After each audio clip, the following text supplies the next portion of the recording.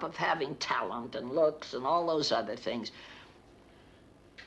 it's necessary to have character. You can't do it any other way. You've got to have self-control, and you've got to be able to put your life into, two greatest stars, I think, the two most utterly talented stars that ever were in the picture business, didn't make it. Enormously successful in silent films, neither John Gilbert nor Clara Bow survived in sound.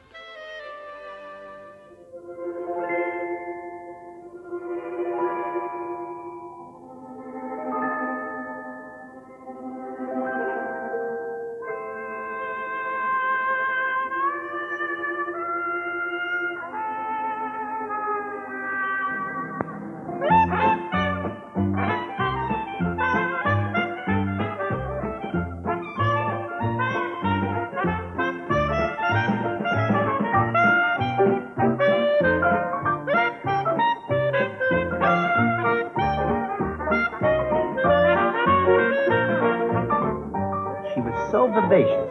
Clara Bow was so filled with excitement and fun and romance and sex. And she wanted to prove to the world that she was this, and she just gave of herself.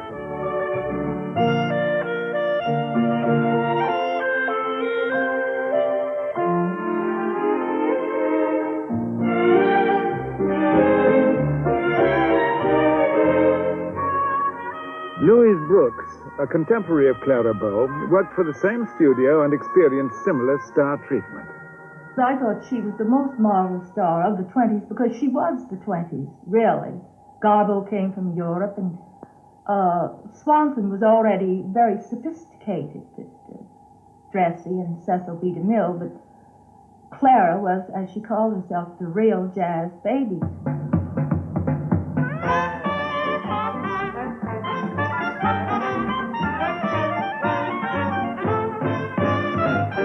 She got her job in Hollywood, not, she said very carefully, through a beauty contest. She never thought she was beautiful. It was a personality contest that she won. Clara Bow belonged to the first generation to be raised on the movies.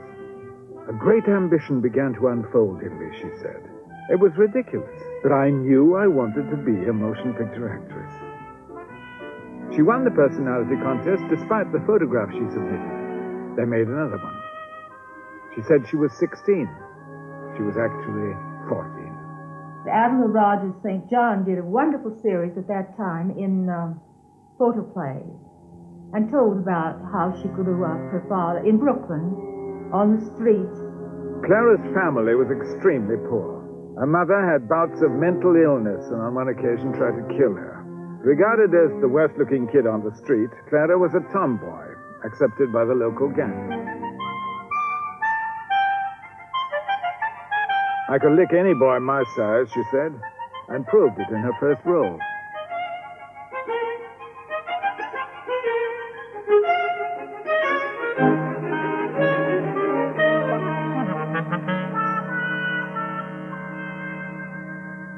In the film, Clara played a stowaway.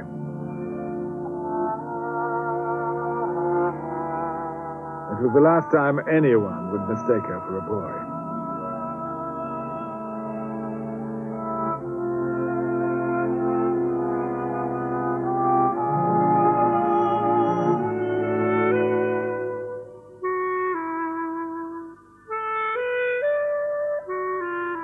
Said Variety, Clara Bow lingers in the eye long after the picture has gone.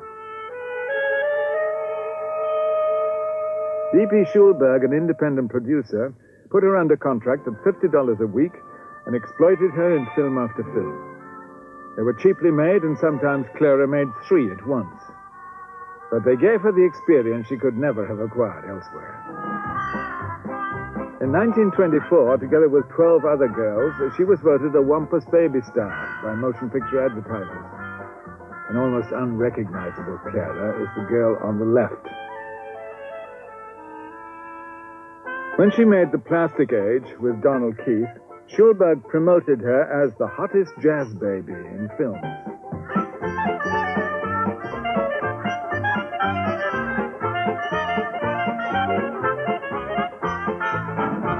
was 18, she'd already made 23 films.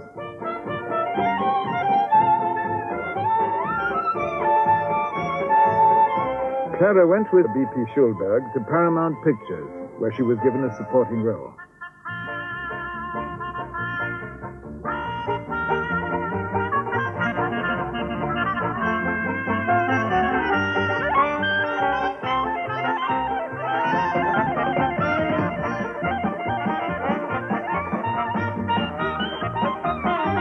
She was absolutely a sensation in the United States in Dancing Mothers. And she was so she just swept the country. I know I saw her and I thought she was wonderful. Everybody did. She became absolutely a star overnight with nobody's help. She got help of a sort from Eleanor Glynn, who announced that Clara had a quality known as it. Schulberg immediately cast her in a film written by Madame Glynn, who gave it her seal of approval with a personal appearance.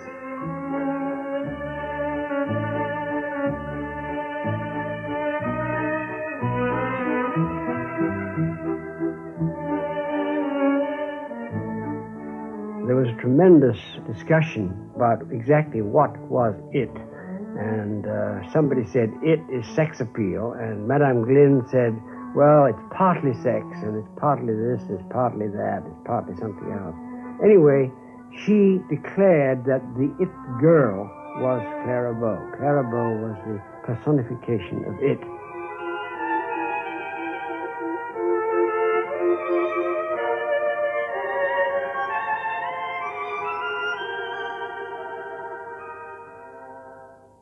Clarence Badger was the director of it, and he was the first to pay tribute to Clara's quality as a screen performer.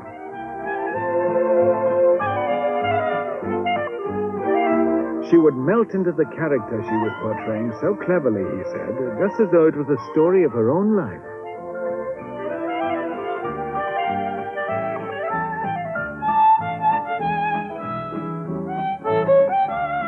The camera seemed to cause her and her ideas to blossom. He said that she was absolutely marvelous. You set up, you told her what the scene was, and you just let her go. He said, for instance, where she has the little toy dog. Well, he didn't tell her. Remember, she looks at the dog, and she turns around, lifts up his tail, and looks at the eye. That was her idea. Everything she did was completely original, and he said, when you start to direct her, you get mad, because she's doing all these things, and then you run them, and they're wonderful. Another thing she did in that picture was the scene where she goes in to interview him.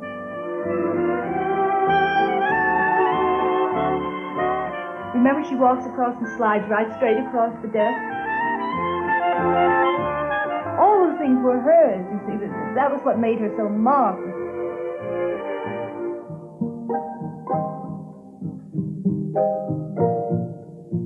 Clara Bow came from the same background as most of her fans, and they could easily identify with her and the way she behaved. Clara Bow invited us all to dinner, and that was the first time that any of us had ever been out to dinner in a group. And Clara, who didn't know which fork was up, had this charming dinner, and when I could see it, we pushed the plates back in the middle of the table and left them there. While the dessert came on, never occurred to us to tell somebody to take it back in the kitchen. Her unpredictability, so endearing on the screen, caused problems for her when she tried to join Hollywood society. She wasn't acceptable socially. Eddie Sutherland my husband gave absolutely the best parties in Hollywood. So I asked him one day to invite Clara Bow, and he said, oh, heavens, no, we can't have her. We don't know what she do. She's from Brooklyn. Everyone on the lot at Paramount said, of course, she's the greatest actress, but she wasn't acceptable, and she knew that.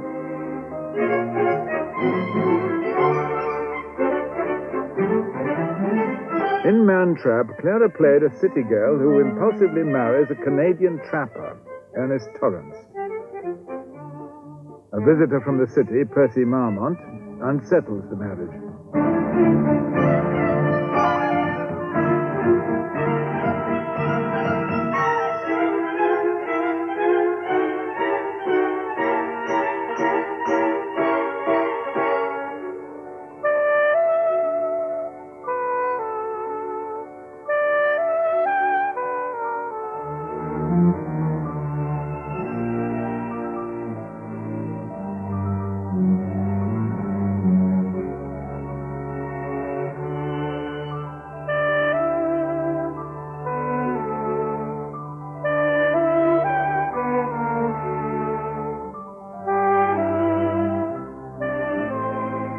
There was something sort of a little bit of the primitive about her, which I think was what everybody liked about her. She was uninhibited. She was not constricted in any way like some of the others were.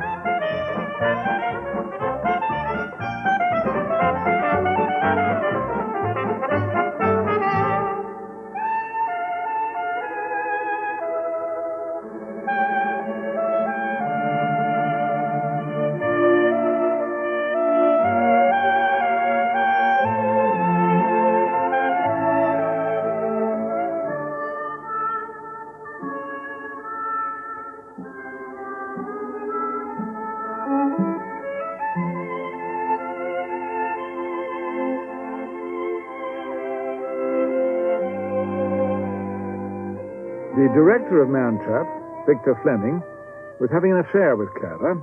The press hinted that others were too. Clara advanced the careers of several of her friends, among them Gary Cooper.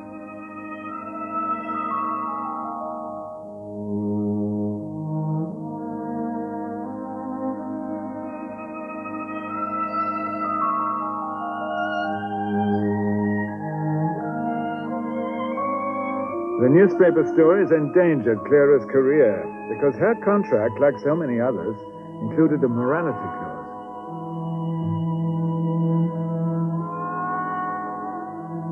This scene was typical of the double standards of Hollywood under the Hayes office. Teasing the audience was acceptable.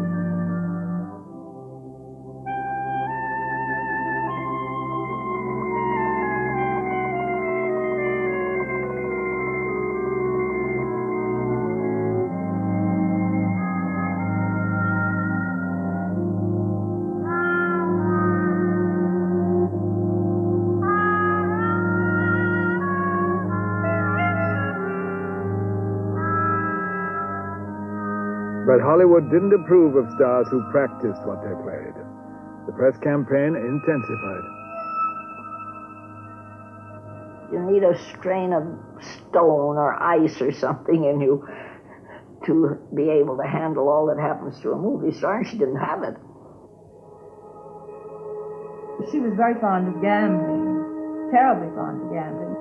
So the studio got her terribly in debt to them, because she didn't understand money, of course, and she would lose 10, 15, 20,000 a lick at these gambling casinos in Nevada. The studio advanced her more and more money. Clara got deeper and deeper into debt. On top of all this, sound arrived. Clara was terrified of talkies. Louise Brooks, also having problems at Paramount, was ordered to join her for a voice test. So I wasn't told Clara was going to make the test with me. And I'd never met her. And I walked in to the studio, and there was a big couch. And she was sitting in a corner of it, all curled up. And I sat down. And she just began to talk. She knew all about me. She was telling me about how dreadfully Schulberg was treating her. And I said, well, what's he doing? She said, Schulberg sends Ruth Chatterton up to my house on Thursday. Ruth Chatterton, a Broadway star, had been told to improve Clara's voice. Clara didn't want improving. And she said, I beat it out the back door because they make me feel so terrible that I can't talk. Clara felt her background was more exposed than ever. Oh, please, Mame, won't you sit down and listen? I can listen standing up. I do it with my ears, you know. And he told her her Brooklyn accent was awful, but it really wasn't at all. Sure. They'll make you think they believe in them while they're playing you for a poor fish. One of her first talkies was a remake of a Louise Brooks silent, Love 'em and Leave 'em. But you can't put anything over on me anymore. From now on, it's love 'em and leave 'em. That's me. Clara's troubles worsened. Her former secretary and closest friend, Daisy DeVoe, was charged with stealing from her. DeVoe got a year in jail. The trial was the most sensational since Arbuckle's, for all the intimate details of Clara's private life came into the open. Drink, gambling, sex. Clara Bow pictures plummeted at the box office. Paramount canceled her contract. In 1931, she married Rex Bell and retired to his ranch. You spend all your youth, she said, all your energy to attain the thing you wanted more than anything else in the world, and when you get it, you find you don't want it. She was the biggest star. She was the biggest moneymaker in Hollywood, above Garbo, above them all. But as soon as Schulberg lost interest in her, that, of course, is when she began to slip inside her own head. Because Clara really didn't exist. She didn't exist. Off the screen, she manufactured this whole person. What is made of a lamp? Okay, Jerry, don't go away, folks. Don't go away. As Shakespeare said, you ain't seen nothing yet. This is absolutely the biggest attraction on the Midway. Clara made a comeback at Fox. It failed. I've had enough, she said. A sex symbol is a heavy load to carry when you're tired, hurt, and bewildered. And when she dances, folks, she makes old men lose their canes and cripples throw away their crutches. She's red hot, folks, red hot in a dance that is instructive, up to date, and educational. Think of it, folks, the biggest attraction on the Midway. For much more than 25 cents a vote for the banana. You can't afford to miss it. You can't afford to miss it. It was Clara Bow's last screen appearance. She was 26 years old.